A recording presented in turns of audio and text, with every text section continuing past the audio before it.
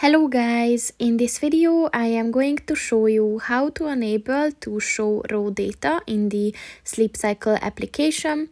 But first I just want to mention, don't forget to subscribe to my channel, because at 10,000 subscribers I am going to show you my whole YouTube revenue statistics and growth strategy, as well as how to make money online.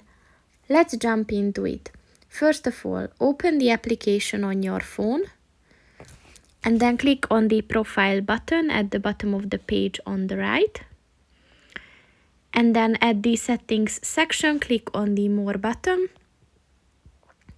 And then if you scroll down at the very end in the statistics section, click on the show raw data button. And here's a little information on the function. And if you want to enable it, just click on the on button. And this function is enabled. So that's pretty much it for this video, guys. See you in the next one. Goodbye.